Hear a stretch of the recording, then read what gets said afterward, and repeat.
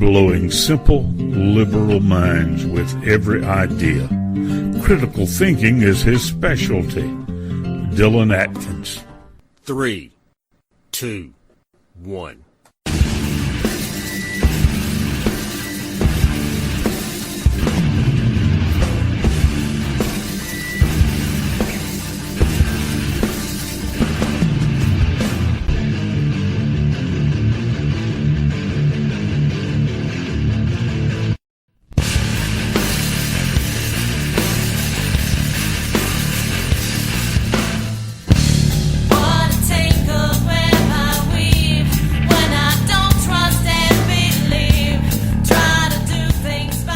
Hello and welcome. This episode's name is Political Stupidity, and the reason I decided to name it that is because I have been watching the Republican Party be very, very good at fighting themselves.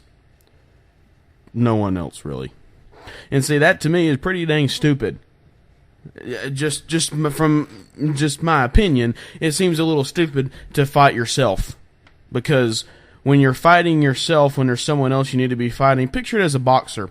If there are two boxers in the ring, one of them's punching himself and the other guy's sitting there punching him as well, who's going to win? It ain't going to be the guy punching himself, I'll tell you that.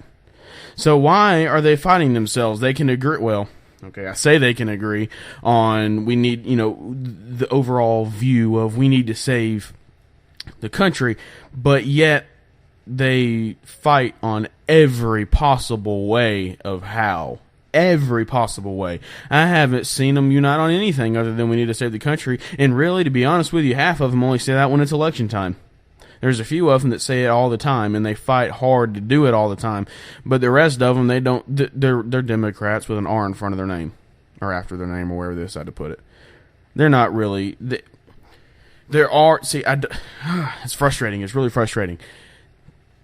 You cannot say, send them all home and send all new people up there. You can't. It's not going to work. You need some experience. What you need to do is do some research instead of just spouting off your idea. You need to do some research and actually see the ones that are voting the way you think they should vote. The ones that are actually making a common sense movement to help our nation. And you keep them and you fire the rest. And then you bring in new people. And then those new people get guidance and leadership training from the guys who want this nation to succeed. And then those new people, hopefully, will follow suit. But how in the world is the Republican Party expecting to win anything if they cannot find a way to come together on how to save anything?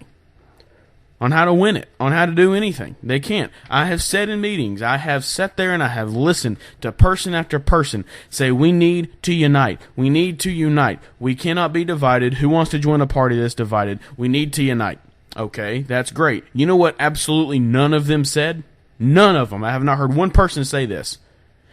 Here is how we're going to unite. See, if you're going to come up with a criticism, you should probably come up with a solution.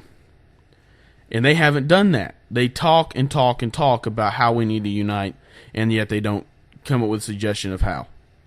To me, that is, you might as well just not say anything.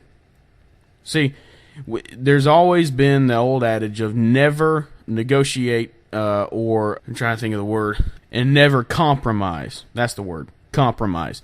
But here is the deal. No, you don't really want to compromise with the other party, because then you lose something that you might need. They gain something they do need, and there's always going to be one person who wins and the other one loses, especially in politics.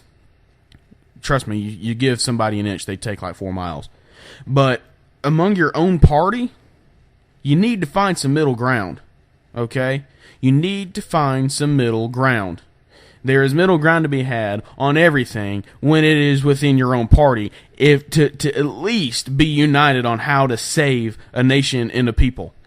You don't have to not negotiate and not compromise with everybody. Don't compromise with the people across the aisle. Compromise within yourself, though. Compromise within your own party. Look at it. Look at the situations. Don't look at individual situations also. Look at the big picture. You start with the big picture and you work backwards. What do you want out of the nation? Okay, we want better economy, more jobs. We want better security. Okay, how do we get there? We secure the borders. We create jobs. We give incentives for companies to come back to create jobs, which will also build the economy. Okay, you start with the big picture and work backwards. You don't start with the little issues and try to build to the big picture. It's opposite of painting, and it's opposite of, puzzles and things like that. It's opposite of what you think, but you start with the end goal in mind, and you then look at the steps you need to get there, and you do the steps. See, I think that if there is... I'm actually going to contradict myself during this, so just a fair warning. Because somebody this week has really, really ticked me off, and I'm going to call them out. I'll do that in a minute. But when you are involved with a particular side, whether it's Republican, Democrat, or if you're Tea Party conservative, it doesn't matter. We'll look at this. What do the Democrats do? They seem united on everything. Even though they all have, their own little piece, own little piece of the puzzle, they all think a little bit different. They all seem to be united on what needs to happen. And they don't care about the country. They don't care. They want to give everybody a free pass. They want to give everybody who comes into this country jobs, and everybody who is here already who's a legal citizen, they don't care about them. They want to kill babies. They want to save animals. And yet they are all united on that. We, as conservative people, and then the Republicans also, they say at least that they want to create jobs, create better security, win wars would be nice, and just kind of bring the Constitution and the Declaration of Independence and the Bill of Rights back into the forefront. Yet they cannot unite on how to do that. You're not going to win that. You're not going to win anything until you get united on how to do it. See, when you watch a football team, everybody on that team is working together in their own area to create the big picture, to get the larger goal achieved. If they sit there and they're passing the ball to the other team and tackling themselves, the other team is just they can just walk around and get as many touchdowns as they want. You have to be united. And this brings me to the new segment we have started here, and that is DIMWIT of the Week.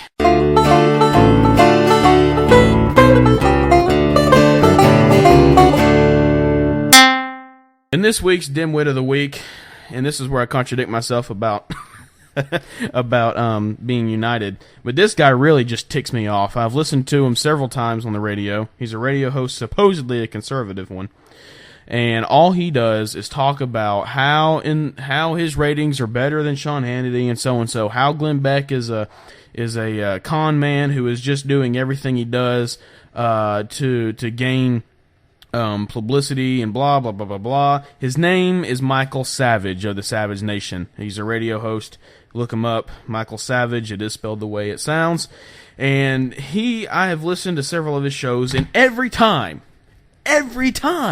this dimwit talks about how his ratings are better than other conservative radio hosts, and how some other of his competitors are con men doing everything they do just to gain some publicity. And to me, shut up. He talks about all these people that way, and he takes an occasional break to talk about what the left is doing wrong. He's an idiot, a complete dimwit. Hence why he's my dimwit of the week. For instance, this past time I was listening to him, I'm not listening to him anymore. He's a complete dingbat. But last time I was listening to him, he was talking about Glenn Beck going down to the border with two 18-wheelers full of food and dolls for the kids down there. The kids who have been coming over the border, not the people who are posing as kids and are really actually gangbangers with tattoos. But I mean the real kids, 5, 6, 7, 8-year-olds, kids. They don't have a choice but to be here. They're little kids. When an adult says, hey, and your parents said, hey, go, you go. You don't know why. They're not telling you why. Just go. They just do it. They're little kids, okay? Yeah, they don't need to be given citizenship just because they're here. they need to go through the legal channels, which means they're probably going to have to wait a few years. But here's the thing. They still are here right now. They are still kids that don't understand what's going on. They don't understand why they're in a strange place. They don't understand how to react. And when everybody's hating on you, that's not going to make it any better. So Glenn decided, Glenn Beck, Rick Perry, governor of Texas, and Ted Cruz, senator from Texas, decided to go down to that border with 18-wheelers full of food and dolls and action figures and teddy bears and things like that, and give to these kids just to say, it's not your fault you're here. So we're going to try our best to make you feel comfortable while you're here. And so, to me, I'm thinking that is a very hard road to take, because you have, on one hand, we need to secure the border because they are coming over here, using up our resources, using up our money, and all this stuff. And then on the other hand, you have, but they're innocent kids. They don't understand what's going on. They don't know why they're here, and they're getting hated on all the time. They're getting raped. They're getting yelled at. They're getting beaten up by gangbangers. They're getting recruited into gangs early. I'm talking like 10 years old. They're entering a lifestyle that is going to harm them highly, and they need to be shown a little bit of care. And so Glenn raised $2 million and bought all this stuff, went down to the border, and gave it out to these kids. Just the kids. And Michael Savage, this absolute dim-witted, half-brained scum, decides to say that Glenn Beck is a scam artist and that he is doing this for publicity. I am sorry, Mr. Savage, but when all you talk about, not all you talk about, but when most of what you talk about is how your ratings are better than Sean Hannity's or Mark Levin, which by the way they're not, then how in the world is he the one that's worried about publicity when all you talk about is how your ratings are better than other conservative radio hosts out there? To me, it sounds like you are the one who has a little bit of a publicity problem. When you're constantly talking about how great you are, how controversial you are, how your radio show is huge and bigger than Sean Hannity and bigger than Mark Levin, how in the world can you say that somebody else is doing something for publicity? It sounds to me all you care about is your ratings. All you care about, which kind of leads me to a little bit of a conclusion, which is a guess. Here, obviously, I don't know, but it's a guess, and I'm going to say it because I don't care. It sounds to me like you will do and say whatever is necessary to get the ratings you want. It sounds to me like you don't really have a side. You are saying what you're saying now in terms of being a conservative, which I don't really think you are, but it sounds like you're saying what you're saying now so you can get ratings. And also, I've been on your Facebook page. I've been on his Facebook page. And he has roughly 3,500 likes on his Facebook page. Glenn Beck has like 3 million, 4 million. Sean Hannity, same, roughly. Mark Levin, kind of the same. Rush Limbaugh, kind of the same. So I don't know where he's getting that his ratings are so high. They may be, but if that's the case, then his listening audience is really, they listen to him as they're driving down the road. They get out of the car, they forget. Because he is a scam. That man, Michael Savage, he is a scam. He is the kind of person you need to look out for. He's a person that makes conservatives look bad. He talks a big game and does nothing. That man, Michael Savage, is a dimwit, and he should not be listened to.